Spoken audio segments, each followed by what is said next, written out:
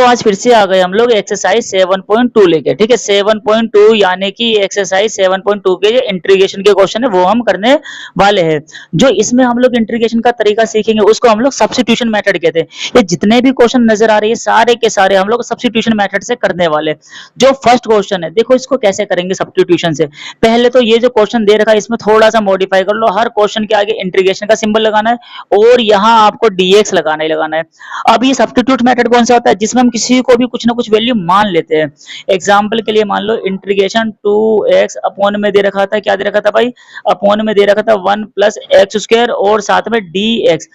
ये इंटीग्रेशन करना है तो आपको डेरिवेटिव तो आना चाहिए। अगर आपको डेरिवेटिव आता है तो इस पूरे का जो नीचे वाला है इसका डेरिवेटिव हम चेक करेंगे। तो 1 प्लस एक्स स्क्वायर, अगर मैं इसका डेरिवेटिव करता हूँ 1 का 0 और 2x का 2 हो जाएगा, तो 0 को लिखेंगे नहीं तो 2x बचेगा। तो भाई नीचे वाले का डेरिवेटिव करूंगा, ये सेम मिलता जुलता है या नहीं है? तो मैं एक काम करूंगा, मैं नीचे वाले को t पुट कर लूंगा। मैंने यहाँ लिख लिया put 1 plus x square equal to T.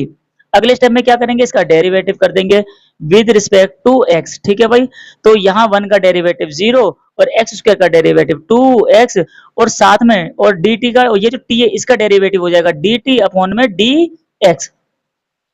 Zero लिखने की तो हमें जरूरत है नहीं, तो हमारे पास क्या बच गया भाई 2x। और ये जो नीचे वाला dx है ये हर बार यहाँ आएगा, अगली बार से मैं डायरेक्ट यहाँ पे dx लगा दे करूंगा और यहाँ पे क्या लगा दिया dt। अब चाहो तो dx की वैल्यू निकाल सकते हो, dx की वैल्यू आ जाएगी dt अपॉन में 2। अच्छा ये जो काम है ना, ये जो काम मैंने बताया ये वाला काम, ये हमें ओरली करना होता है, हमें ध्यान रखना है ये काम। अब क्वेश्चन को आगे करते हैं। ठीक है, क्वेश्चन को समझते हैं। यहाँ देखो यहाँ क्वेश्चन दे रखा था ये रहा। अब मैं इस क्वेश्चन को करने वाला और क्वेश्चन को समझाता हूँ कैसे करेंगे। तो यहाँ हम लोग क्या था क्वेश्चन, इंटीग्रेशन, और ये 2x की जगह तो 2x और नीचे वाले को हमने माना था t, तो नीचे पूरे की जगह t रख दिया, इस पूरे को t माना था। और ये जो dx है, dx की वैल्यू यहाँ निकाल तो ली, तो dx की वैल्यू क्या निकली है? dx की वैल्यू निकली है dt अपॉन में 2x। तो यहाँ जो 2x है, 2x से 2x तो कट गया, तो हमारे पास जो बच गया 1 अपॉन में t और साथ में आ गया dt। अब 1 अपॉन t का अगर इंटीग्रेशन करूंगा तो सबको मालूम है 1 अपॉन t का इंटीग्रेशन का जो फॉर्मूला होता है वो होता है log t और प्लस में क्या आ जाएगा c। अब log t की अगर वैल्यू निकालता हूं या फिर t की वैल्यू यहाँ पुट करता हूं तो log की जगह log t, मैंने किसको माना था? t मैंने माना था 1 प्लस में एक्स की स्क्वायर को और यहाँ ब्रैकेट बंद और प्लस में सी आपको लगाना ही है हर बार। तो यहाँ मैंने सब्स्टिट्यूट करके निकाल दिया फर्स्ट क्वेश्चन, ये आपको समझ में आ गया। अब इसका निकालेंगे हम सेकंड क्वेश्चन। नंबर 2 लिख लिया मैंने। अब क्वेश्चन नंबर 2 में याद रखना, देखो log x और यहाँ पे x, किसको t मानू जो हमारा क्वेश्चन खत्म हो जाए। तो हम सभी को मालूम है कि अगर log x का डेरिवेटिव करते हैं ना तो log x का जो डेरिवेटिव है वो हमेशा 1/x होता है, तो ये x और ये x कटने के चांस होंगे। तो यहाँ मैंने पुट कर लिया ऊपर वाले को t। अब ऊपर वाला क्या था भाई? ऊपर वाला था हमारे पास, यहाँ पे लिख दिया मैंने log x, इसको मैंने मान लिया t। अब जिसको t मानते हैं उसका डेरिवेटिव करना पड़ेगा, तो इसका डेरिवेटिव अगर मैं करता हूं तो log x का जो डेरिवेटिव है वो हो जाएगा 1/x और साथ में आ जाएगा dx अपॉन में dt। अब ये आपको शॉर्टकट कर देना, हर बार यहाँ dx लगाना है या dt लगाना है। अब यहाँ देखेंगे तो देखो ये जो डिवाइड में यहाँ के मल्टीप्लाई में आएगा तो x x कट जाएगा, तो यहाँ ये सोचो कि ये जो है इस x से ये वाला x कैंसिल आउट हो जाएगा। ठीक है, तो अगर मैं इसको आगे सिंप्लीफाई करता हूँ क्वेश्चन नंबर 2 को, इंटीग्रेशन इस पूरे को क्या माना t, तो यहाँ पे लिख दूंगा मैं t का स्क्वायर और नीचे वाला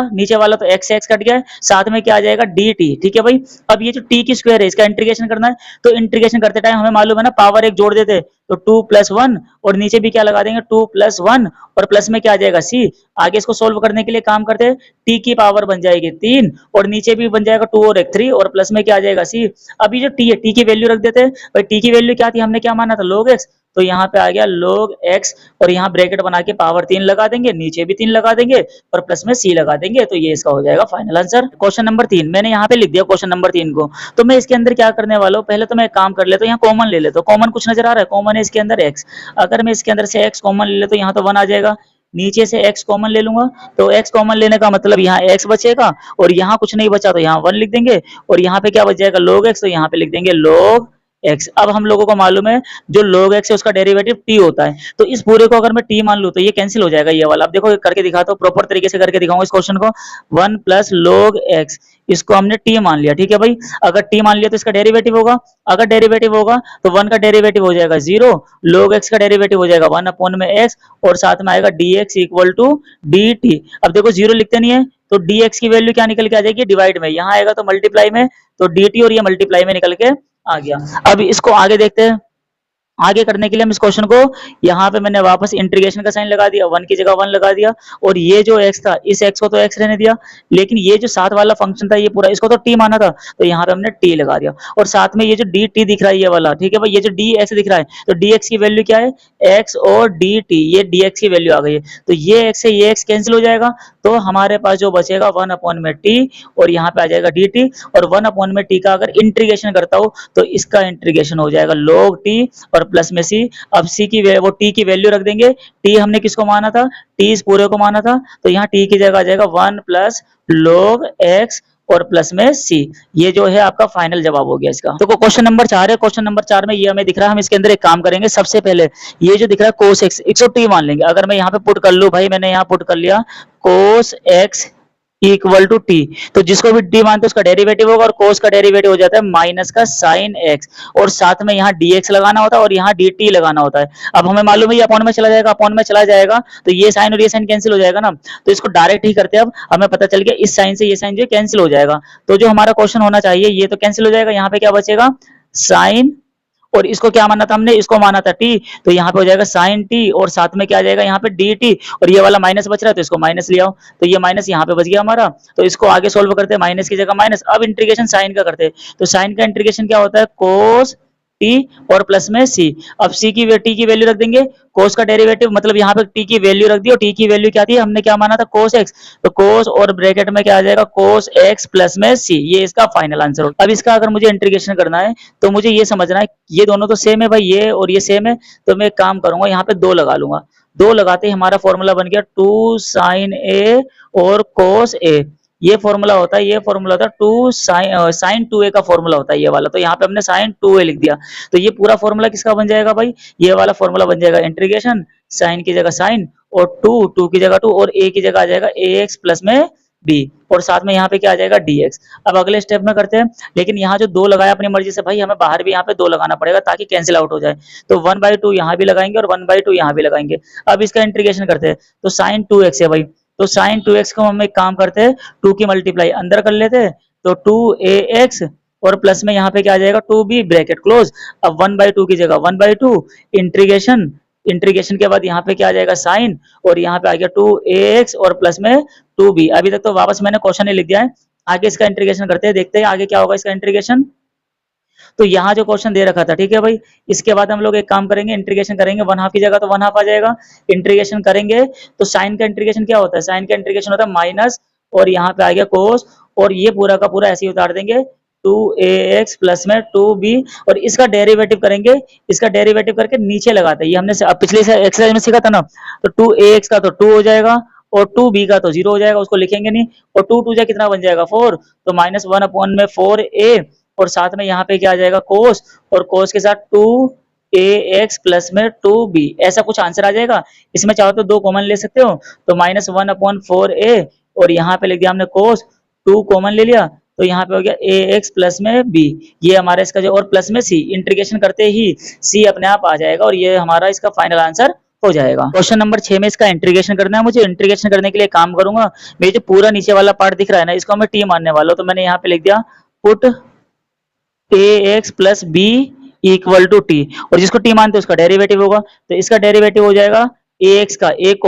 कोफिशिएंट है और x का 1 होता है तो 1 लिखेंगे नहीं, और b का 0 हो जाएगा, और साथ में यहाँ dx आएगा और यहाँ पे dt आएगा, और अगर dx की वैल्यू निकालोगे तो dx की वैल्यू आ जाएगी dt अपॉन में a। यहाँ तक तो वैल्यू निकाल ली। अब आ जाते हैं क्वेश्चन पे, तो इंटीग्रेशन का इंटीग्रेशन, यहाँ स्क्वायर रूट का स्क्वायर रूट आ जाएगा, ये जो पूरा फंक्शन इसको हमने क्या माना t माना, और साथ में dx की वैल्यू क्या निकली dt अपॉन में a। तो अगले स्टेप में हम क्या करेंगे, ये जो a है ये वाला है इसको बाहर लिख लेंगे कुछ इस तरीके से, 1 अपॉन में a, और यहाँ इंटीग्रेशन, और यहाँ पे रूट, और यहाँ पे t, और साथ में आ जाएगा dt। अब रूट का इंटीग्रेशन कैसे करें, तो रूट का इंटीग्रेशन करने के लिए हम लोग 1 अपॉन में a इंटीग्रेशन का सिंबल, और यहाँ पे पावर हाफ लगा लेंगे, हाफ का मतलब t की पावर मैंने 1 अपॉन में 2 मान ली, और साथ में आ गया dt। अब इसका इंटीग्रेशन करेंगे, तो इंटीग्रेशन का हमें रूल मालूम है कि पावर में 1 जोड़ देते, तो देखो 1/2 में अगर तुम लोग 1 जोड़ोगे तो सबको मालूम है 3/2 आएगा, तो इसका इंटीग्रेशन करूंगा t की पावर 3/2, और वो भी यहाँ पे 3/2 लिख दूंगा, और ब्रैकेट बंद करके यहाँ पे आ जाएगा c तो लगाना ही है। अब ये जो वैल्यू दिखाई दे रही है इधर आके पलट जाएगी, पलटने का मतलब है 2 ऊपर आ जाएगा 3 नीचे आ जाएगा, तो यहाँ जो वैल्यू हो जाएगी टू अपॉन में 3a, ठीक है, ये गलत हो गया, ये नहीं है, 2/3a ब्रैकेट ओपन, ये जो t है, t की हमने किसको माना था, t माना था हमने ax प्लस में b, और t की जो पावर है वो यहाँ पे लगा देनी पड़ेगी, ब्रैकेट क्लोज करके प्लस में c, तो इसका फाइनल आंसर ये वाला हो जाएगा। क्वेश्चन नंबर 7 है ये। क्वेश्चन नंबर 7 में देखो, इसको दो तरीके से हम लोग कर सकते हैं, एक तो ये डायरेक्ट ही मान ले, या फिर इसके अंदर प्लस दो और माइनस दो कर ले। अब हमारे पास दोनों ऑप्शन है, तो मैं एक काम करता हूँ, मैं इसके अंदर ना नीचे वाले को t मान लेता हूँ, तो यहाँ अगर t मानता हूँ तो यहाँ लिख दिया मैंने पुट, देखो थोड़ा रुक जाओ, यहाँ हमने लिख लिया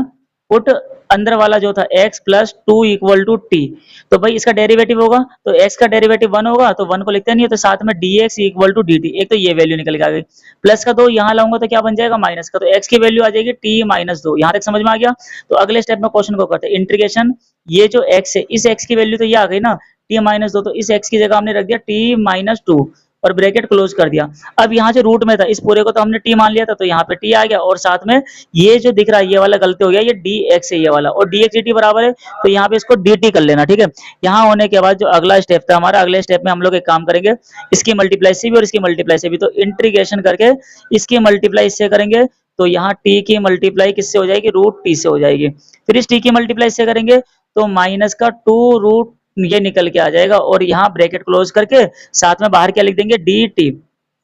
यहाँ तक तो समझ में आ गया आप लोगों को, ठीक है। तो अगले स्टेप में हमें क्या करना है भाई, इंटीग्रेशन का, इंटीग्रेशन इसकी पावर एक है और इसकी पावर हाफ मानेंगे, अगर इसकी पावर को हटा के मैं हाफ मान लेता हूँ, तो मल्टीप्लाई में तो पावर जोड़ते हैं ना, तो t की पावर 1 प्लस हाफ, ये तो आ गया इसका आंसर। मल्टीप्लाई करिए, अभी इंटीग्रेशन नहीं करा मैंने, यहाँ पे भी हटा के t की पावर हाफ कर लेते हैं, और यहाँ ब्रैकेट बंद करके साथ में क्या लिख लेते हैं, dt। अब जल्दी से इसका इंटीग्रेशन करते हैं, तो पहले तो ये सुन लो, 3/2 है, और 3/2 का इंटीग्रेशन करोगे तो एक पावर जोड़ते हैं, तो 3/2 प्लस 1, और नीचे भी वही आएगा 3/2 प्लस 1, फिर इसके बाद 2 की जगह 2, यहाँ भी सेम वही है, हाफ में 1 जोड़ोगे तो 2t की पावर 1 हाफ प्लस में 1, और नीचे भी क्या लगा दोगे, 1 हाफ प्लस में 1, और प्लस में क्या आ जाएगा c। यहाँ तक समझ में आ गया। अब इसको आगे सोल्व करते हैं, देखो आगे किस तरह से सोल्व करना है इसको,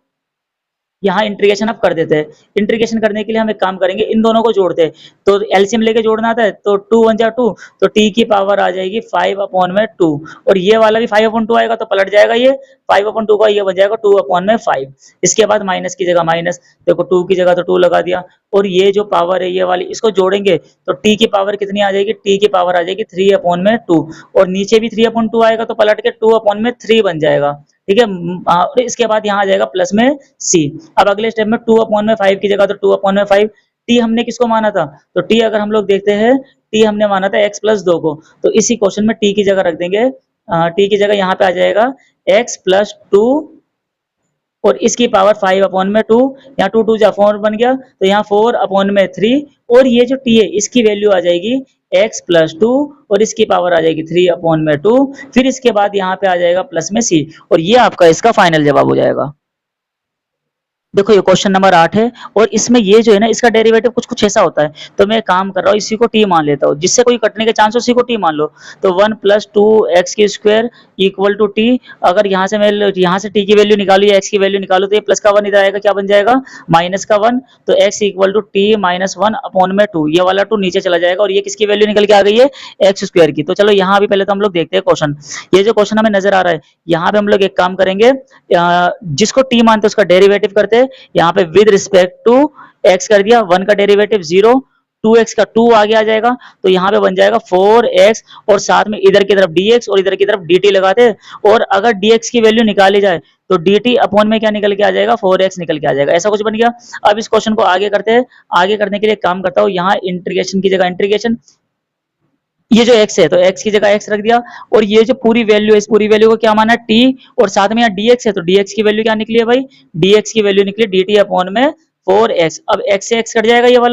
वाला 4 आ जाएगा बाहर, तो 1/4, और यहाँ पे इंटीग्रेशन, और इंटीग्रेशन करने के बाद रूट t और साथ में dt, अब इतना आ जाएगा सिंप्लीफाई होकर, तो 1/4 की जगह 1/4, यहाँ पे क्या मान लेंगे इसकी पावर, यहाँ पे अगर हम लोग मानना चाहे इंटीग्रेशन, और t की पावर हाफ लिख सकते हैं, और साथ में dt, और हाफ का इंटीग्रेशन क्या होता है, पावर एक जोड़ दो, तो अब मैं इंटीग्रेशन कर रहा हूँ, तो t की पावर में एक जोड़ूंगा इसके अंदर, तो यहाँ t की पावर 3/2, और नीचे भी 3/2, और प्लस में क्या बन जाएगा भाई, प्लस में आ जाएगा ये वाला c। अब एक काम करेंगे इसके अंदर फटाफट, ये जो 3/2 है ये इधर आके पलट जाएगा ये। अब पलटने का मतलब है जैसे से देखो इधर 1/4 था, 3/2 है तो इसको 2/3 कर दो, ब्रैकेट ओपन कर दो। और ये जो t है, t की वैल्यू क्या थी, t की वैल्यू अगर हम देखें, t हमने किसको माना था, 1 + 2x स्क्वायर को माना था। तो यहाँ t की जगह रख दिया 1 + 2x स्क्वायर रख दिया,